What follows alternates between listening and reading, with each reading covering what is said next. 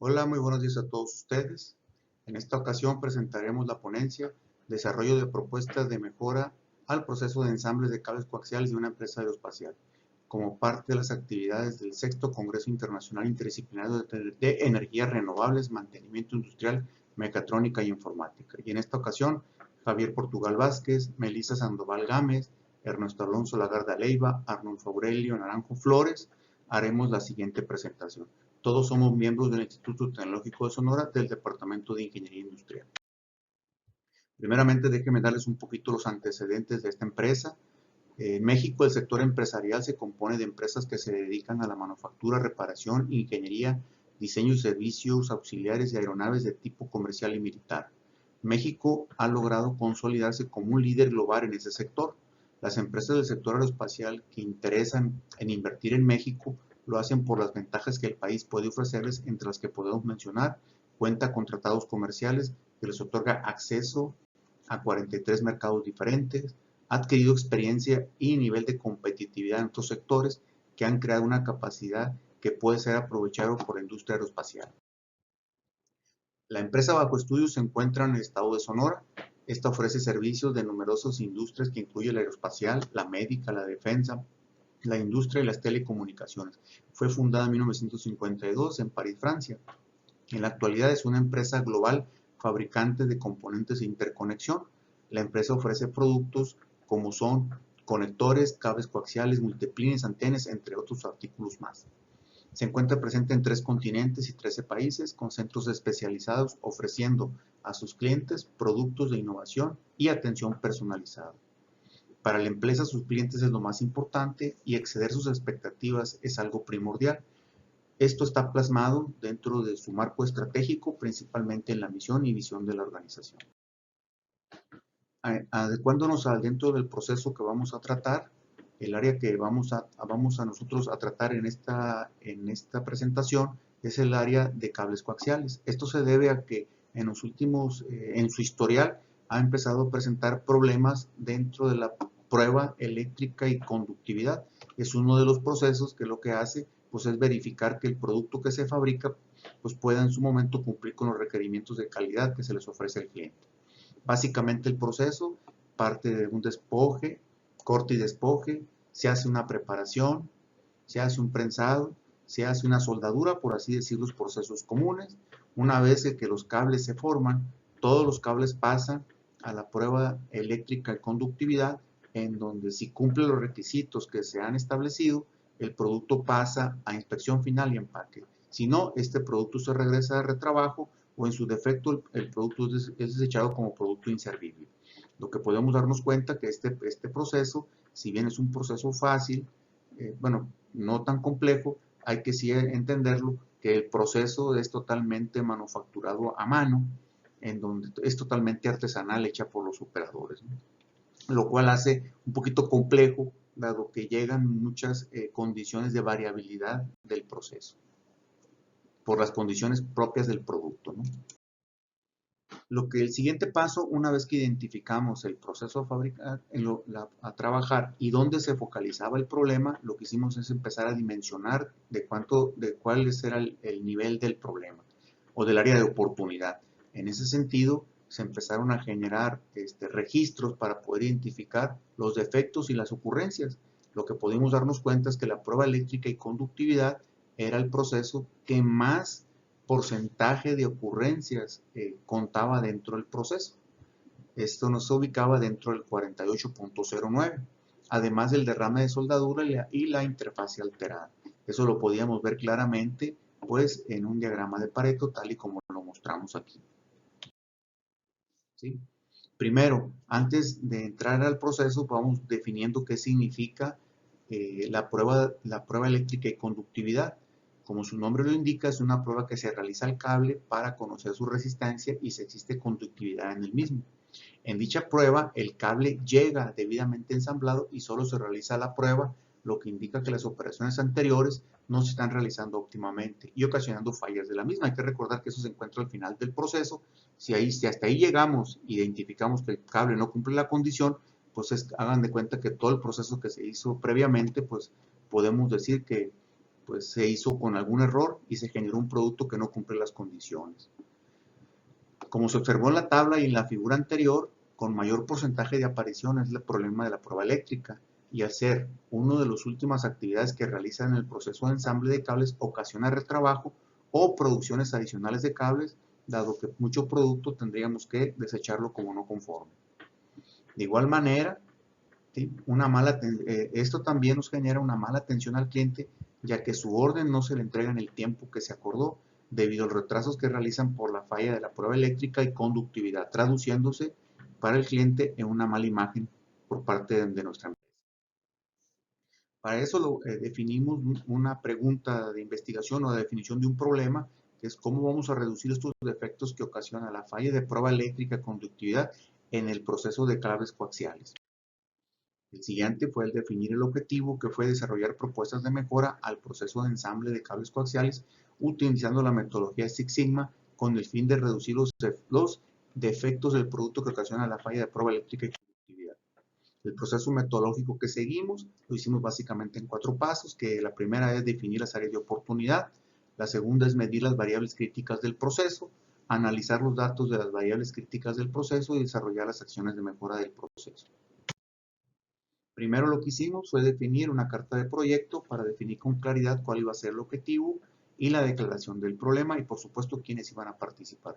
¿Quiénes iban a participar? El ingeniero de calidad, el ingeniero del proceso y la parte del equipo asesor que estuvimos presentes. La declaración del problema o oportunidad fue las variaciones en el ensamble en el área de cables ha contribuido para que la falla eléctrica se incremente, aumentando los niveles de partes por millón, costos de producción y tiempos de entrega, de acuerdo a los registros de calidad que en ese momento se contaban.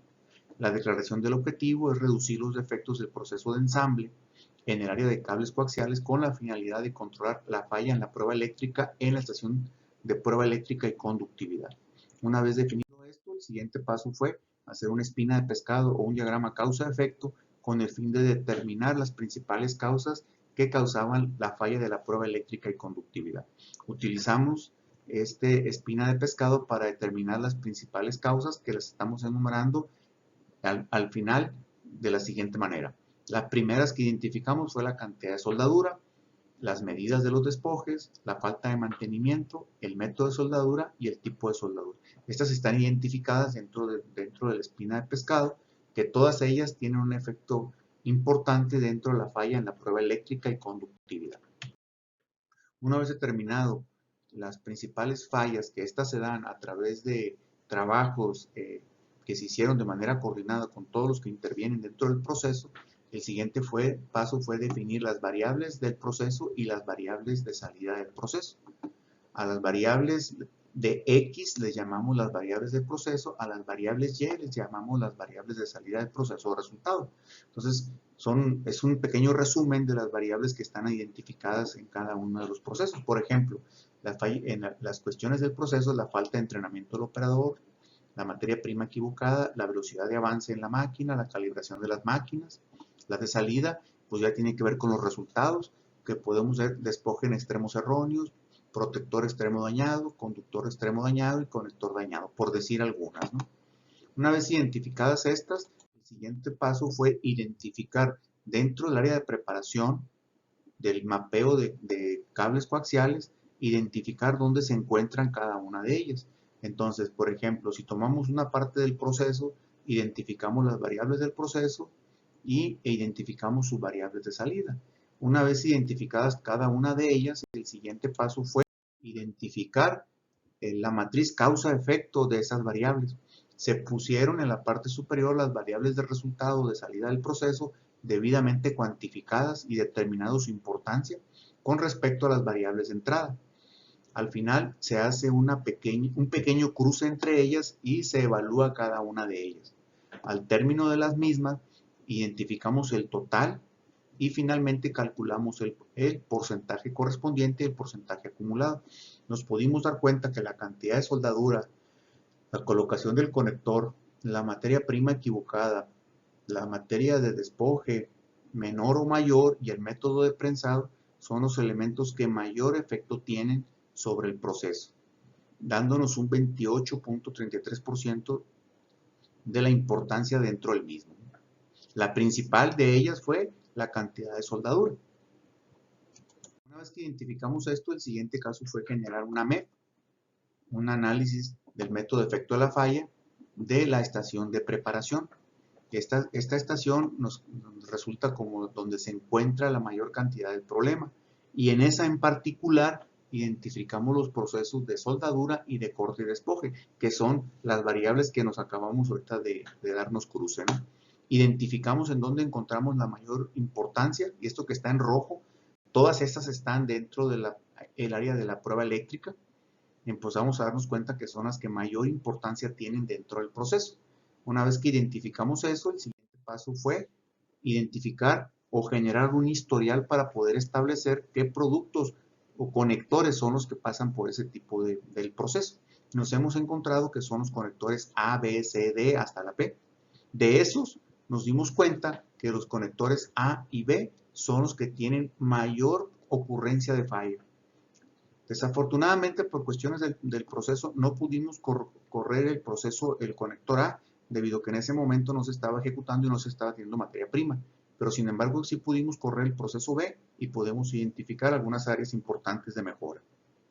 Generamos el diagrama de Pareto y identificamos que el conector A y el conector B, pues al final de cuentas son los que mayor efecto tienen sobre el proceso. Entre ellos dos estamos hablando del 52%.